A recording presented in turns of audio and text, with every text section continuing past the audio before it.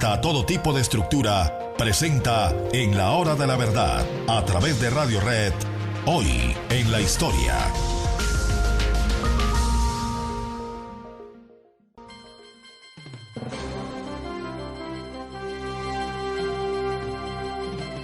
Antes de llegar a la apoteosis póstuma del año de 1840, hay que recordar la caída y la muerte del Águila, de Napoleón Bonaparte. La batalla de Waterloo se perdió simplemente porque Grouchy, un almirante de Napoleón, no cumplió las órdenes de Napoleón porque no creía que eran órdenes suyas. Napoleón pidió desesperadamente la llegada de Grouchy. Nunca llegó. Llegaron los prusianos de Blücher y derrotaron definitivamente a Napoleón. Lo derrotaron para siempre en lo que llaman los franceses la Morne Plain, la planicie o la meseta triste, que es Waterloo. Allá quedó enterrado para siempre, quedó enterrada para siempre el gran ejército, la Grande Armée de Napoleón. No le quedaba sino la entrega, y no le quedaba sino esperar generosidad de los vencedores. La entrega llegó, la generosidad no llegó nunca.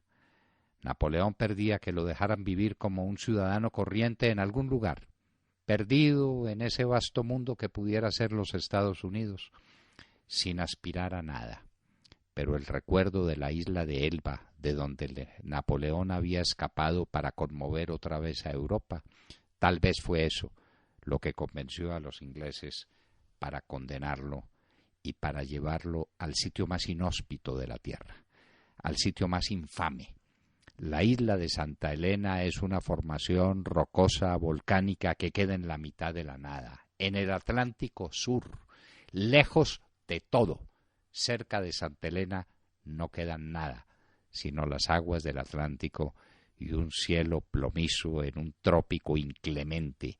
Allá fue conducido Napoleón. Primero fue en el Belerofonte, se hizo el tránsito al buque al Northumberland, donde Napoleón llegó a la isla de Santa Elena, que sería su última morada. Y eso ocurrió el 17 de octubre del año de 1815, Napoleón hizo su arribo a Santa Elena. ¿Quiénes lo iban a recibir? Unos ingleses sin carisma, unos ingleses sin inteligencia, unos ingleses sin tacto. El gobernador de esa isla, de esa nada, era Sir Hudson Lowe. Lowe se escribe L-O-W-E, que al decir de Wellington era simplemente un idiota, un hombre que cumplía un reglamento y que entonces desplegó unas medidas de seguridad infame para tener a Napoleón reducido a la nada, a una casa vieja, a una casa de mala catadura, con 6 habitaciones donde se medio acomodaban quienes habían ido a acompañar al emperador. A Gourgaud, a Bertrand, que fue el último de los generales suyos que estuvo con él hasta su muerte, y a Montholon, un jovencito que tal vez por ambición quiso estar al lado del emperador, y a un hombre que buscaba la gloria literaria para ser el que escribiera las memorias de Napoleón, digámoslo en español, las Cases, unas pocas familias que lo fueron abandonando paulatinamente. Napoleón tuvo que hacer toda clase de ofrecimientos para que no lo dejaran totalmente solo, abatido, triste. A veces le dejaban dar unas caminadas o unas cabalgatas por esa isla inhóspita y volver a su sitio de reclusión, a su martirio. Napoleón, imagínense las posibilidades de la correspondencia y las relaciones con el mundo externo que tendrían. Todas sus cartas eran meticulosamente revisadas por el señor Hudson Lowe y no había comunicación con el mundo. Napoleón había sido definitivamente olvidada. Lo había reemplazado ese rey escéptico, distante, lejano, que era Luis XVIII, hermano de Luis XVI, el que había sido guillotinado por la revolución. Y Luis XVIII tuvo que soportar las afrentas de una alianza que le impuso a Francia unas condiciones dramáticas. Le quitaron una buena parte de su territorio y de sus provincias, lo obligaron a pagar como condena una indemnización de guerra gigantesca.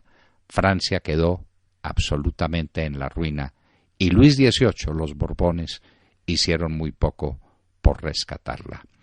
La situación de Francia era terrible. Inglaterra no quería saber nada con los restos de Napoleón. Napoleón había muerto un 5 de mayo de 1821. El 17 de octubre de 1815 había llegado a Santa Elena. Eso quiere decir que pasó casi 5 años y medio, en semejantes condiciones tan hostiles.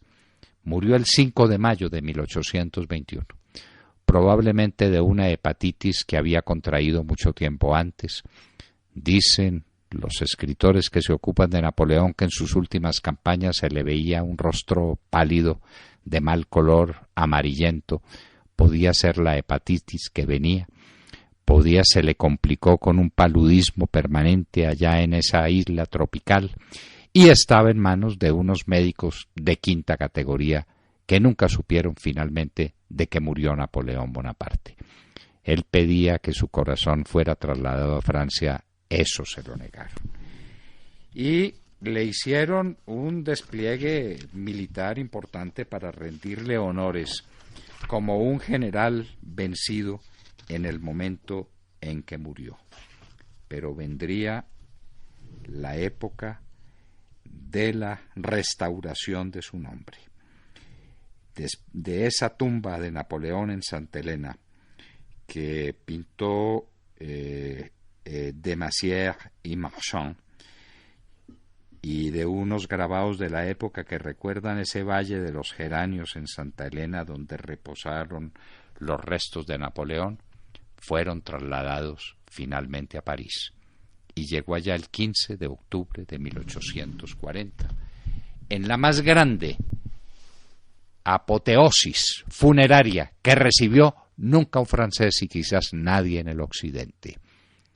Todos los pueblos por donde pasó el catafalco que llevaba los restos sagrados para los franceses de Napoleón Bonaparte salieron a recibirlo, a bendecir su recuerdo, que era el recuerdo de la gloria de Francia. Napoleón volvió, y volvió para quedarse en el Palacio de los Inválidos, donde está hoy su catafalco desde ese lejano día del 15 de octubre de 1840. Los efectos políticos del regreso de Napoleón fueron inmediatos y permitieron el Segundo Imperio, que desgraciadamente un hombre mucho menos competente, pero que llevaba también el nombre de Napoleón, Napoleón III, porque Napoleón II, en recuerdo a la memoria del que llamó el rey de Roma, de su hijo, por quien suspiró Napoleón hasta el último día de su vida, que había sido recluido en la corte de su abuelo, el emperador de Austria, y quien murió muy joven, a los 20 o 22 años, abandonado y triste, abandonado inclusive de su madre, que tuvo un comportamiento infame con la memoria de Napoleón y con su propio hijo. Aquel Napoleón II que nunca fue coronado, aquel rey de Roma que fue concebido como tal y que fue ungido como tal en la memoria napoleónica y que después fue abandonado a su suerte en la corte de su abuelo. Pero Napoleón III, un sobrino de Napoleón Bonaparte, le devolvería el nombre a Napoleón y sería otra vez emperador de los franceses. Así es la historia de la derrota al ostracismo terrible de Santa Elena, a una muerte afrentosa, olvidado de todos, a una apoteosis, a su catafalco y después a una apoteosis política con su sobrino Napoleón III.